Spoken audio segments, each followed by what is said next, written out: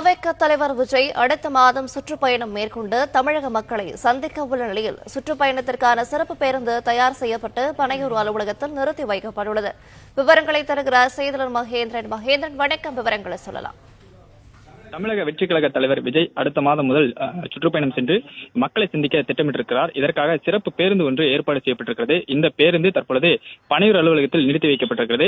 பல்வேறு பாதுகாப்பு அம்சங்களுடன் தமிழக வெற்றி கழக தலைவர் விஜய் சுற்றுப்பயணம் மேற்கொள்ள இந்த சிறப்பு பேருந்தானது ஏற்பாடு செய்யப்பட்டிருக்கிறது.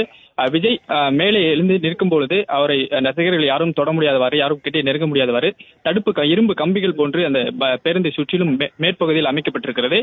கடந்த முறை கோயம்புத்தூர் விஜய் சென்றிருந்த பொழுது அவர் சுற்றுப்பயணம் கோயம்புத்தூரில் ரோட் ஷோ நடத்தினார். அந்த ரோட் ஷோவின் மீது இன்று அந்த பேருந்து மீது ரசிகர்கள் எல்லாம் மேலே குதித்து விஜய் நெருங்க முயற்சித்தார்கள். தற்பொழுது அதனை தடுக்கும் வகையில் தான் இந்த இரும்பு கம்பிகளாலான தடுப்புகளானது இந்த விஜய் எழுந்து நிற்கக்கூடிய பகுதி சுற்றிலும் அமைக்கப்பட்டிருக்கிறது. அடுத்த மாதம் முதல், அதாவது செப்டம்பர் மாதம் முதல் பல்வேறு இடங்களுக்கு, தமிழகத்தின் பல்வேறு மாவட்டங்களுக்கு சென்று விஜய் நேரடியாக மக்களை சந்திக்கக்கூடிய திட்டமானது ஏற்பாடு செய்யப்பட்டிருக்கிறது. சமீபத்தில் தமிழக வெற்றி கழகத்தின் 2வது மாநில மாநாடு நடந்து முடிந்துள்ள நிலையில் செப்டம்பர் மாதம் முழுவதுமே அதன் பிறகும் தமிழக வெற்றி கழக தலைவர் விஜய் சுற்றுப்பயணம் மேற்கொண்டு பேருந்து மூலியமாக சுற்றுப்பயணம் மேற்கொண்டு ஆங்காங்கே மக்களை சந்திக்கக்கூடிய திட்டமானது ஏற்பாடு செய்யப்பட்டிருக்கிறது. இதற்கான ஏற்பாடுகளும் தற்பொழுது நடைபெற்று வரக்கூடிய நிலையில் சுற்றுப்பயணம் மேற்கொள்வதற்காக சிறப்பு பேருந்தானது ஏற்பாடு செய்யப்பட்டு அந்த பேருந்து தற்பொழுது பனையூர் அலுவலகத்தில் நிறுத்தி வைக்கப்பட்டிருக்கிறது. இந்த பேருந்தில் தான் விஜய் சுற்றுப்பயணம் மேற்கொள்ளவிருக்கிறார் என்று தகவல் சொல்லப்பட்டிருக்கிறது. இந்த பேருந்தானது சிறப்பு பாதுகாப்பு அம்சங்களுடன் பல்வேறு பாதுகாப்பு வசதிகளுடன் ஏற்பாடு செய்யப்பட்டிருக்கிறது.